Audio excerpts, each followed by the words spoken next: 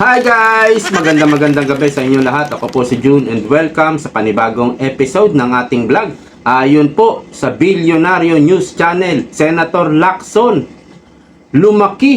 lumago ang kayamanan ni Senator Lacson ng 4 times.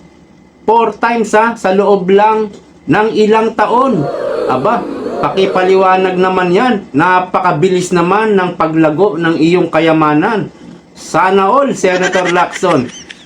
Kasi, kapansin-pansin po yung pagbanat nila kay BP Sara So, paghambingin natin kaya, ha? At saan po nanggaling ang iyong kayamanan 4 times sa ilang taon lang, no? Panoorin nga natin yung bilyonaryo. Ang kay Zubiri, 4 times naman ang paglobo ng net worth ni Senate President Pro Tempore Panfilo Lacson. Nasa 58.3 million lang kasi ito noong 2020. Ngayong taon, umakyat ito pa 244.9 million. Nasa 160,000 pesos lang ang idineklara niyang residential property. Pero ang kanyang cash, jewelry, investments at iba pang mga kagamitan, gaya ng firearms, nasa 256.8 million in total. Lumobo rin ang liabilities ni Lacson pa 11.8 million na nasa 460,000 pesos lang noong 2020. Stockholder siya ng 4 na kumpanya, kabilang ang San Pedro Calungsod Medical Center.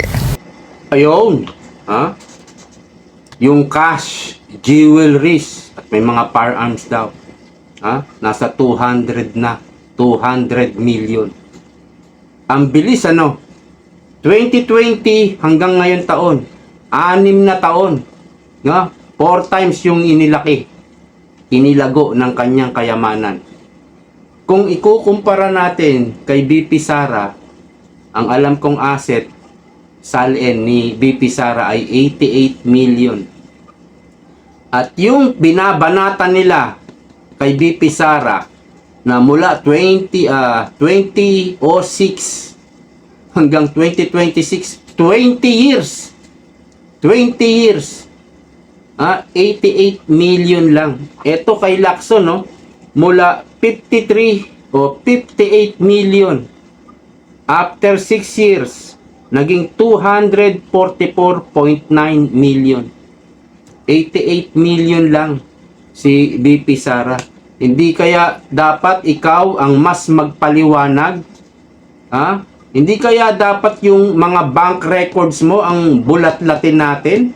Dahil mas malaki yung sayo. At 2020 hanggang 2026 lang. Ganun kabilis. Natatandaan nyo yung sinabi ni Toby Chanko? Lahat ng kandidato ni Bongbong Marcos maliban sa isa. Kasi yung isa daw hindi nabigyan. Baka si Amy Marcos yun. Tumawid na Tumawid na kay BP Sara, di ba? Umalis na sa ano ba yung partido nila? May alyansa, di ba? Umalis na sa alyansa si Amy Marcos. At sabi ni Toby Chanko, lahat ng kandidato ni Bongbong Marcos nakatanggap mula sa pera ng flood control. Naalala nyo ba yon? Magkano yon, Lacson? Kaya ba ang bilis ng paglago ng iyong kayamanan? At sinasabi may negosyo ka raw, jewelry, cash, firearms. Ang mahal naman ng mga firearms mo. Tapos konti lang ang liabilities niya, 11.8 million. Utang po yun. Utang daw yun. So, si Lacson ang mas dapat magbigay ng accountability kaysa kay BP Sara. Kinunper lang po natin, no? Na sino ba dapat ang magpaliwanag? Siyempre yung mas malaki ang yaman. Sila dapat ang unahin. Kaya lang, mas gusto pang i-impeach ni Lacson si BP Sara. Parehas po sila ni Soto dahil ang boss nila ay si Marcos, walang duda. Hindi po yan nakalinya kay Romualdez, itong si Soto at si Lacson. Kay Marcos po yan. At mayroong bagong pahayag si Soto. Ito yung bago niyang pahayag. ang gagawin ko para hindi magkagulo kung matuloy man ito, yung impeachment po. Gusto ko may pre-trial agad para hindi naguguluhan doon. Pre-trial ang gusto raw ni Soto. Ipresenta na ng prosecution ang lahat ng ipresenta. At yung defense, tapos mag-stipulation tayo. Ipresenta na raw ng prosecution yung mga ebidensya, witness, lahat ng dapat nilang ipresenta na raw, sabi ni Soto. At yung defense po, yung grupo ni BP Sara, ganun din po, ipresenta na rin yung lahat ng ebidensya, witnesses. Paano yung cross-exam? May cross-examine ba dyan? So, ang pag-uusapan natin, tapos daw mag-stipulation. Stipulation po, ito po yung formal demand or formal condition. Doon pa lang pag-uusapan. Parang mali. Parang mali po.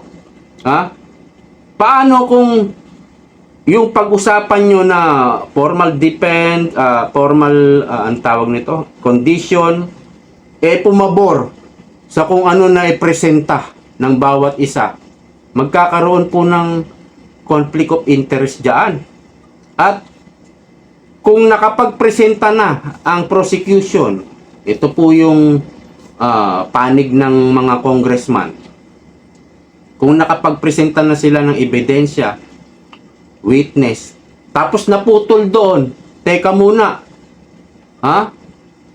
time out muna, hindi pa nakapagpresenta yung defense, hindi pa nakapag-cross-exam, kasi meron silang break, ang Senado may break So ginagawa ni Soto ng paraan, pero alam natin hindi magtatagumpay yan.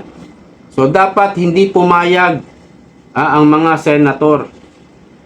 Tapos daw, magkakaroon na ng formal demand, stipulation, sinasabi niya, condition, parang parang agreement, no? Napakalabo po nun. So, ang pag-uusapan natin, yun na, maliwanag na. Wala nang bulagaan, walang biglaan, walang surprise sa mga pag-uusapan. May binabalak si Soto. Pero sabi nga natin, hindi ito magtatagumpay. Soto, hintayin mo muna. Napaka-atat mo talaga. Sobra-sobra ang pagka-atat mo. Hindi pa nga sigurado kung makakakuha sila ng 106 votes diyan sa Kamara. Hindi pa po sigurado dahil nag-aatrasan na sila. No? Hintayin mo muna na ma-impeach si BP Sara sa Kamara. Bago ka magplano-plano. Kaya nga yung forthwith, in a reasonable time, hindi yan the following day. Hindi ganun. Maniwala ka na lang sa Supreme Court kung ano yung ruling ng Supreme Court. Kasi pilit mong nilalabanan gusto mo ikaw mag-ruling sa sarili mo. Yun ang mo sabi ang gagawin ko. Parang siya lang yung senador sa Senado. Parang siya lang talaga yung masusunod. Pero sa Senado po pwede kang mag-object. Pwede kang mag-question, no? Clarificatory question. Pwede. Kapag nangyari 'yon, pwedeng mabaliktad si Soto kapag nakuha ng nag-object, kapag nakuha niya yung majority, maaagaw pa sa kanya yung Senate presidency. Hanggang dito na lamang po. Maraming salamat sa patuloy na pagsuporta. See you next time. Bye-bye.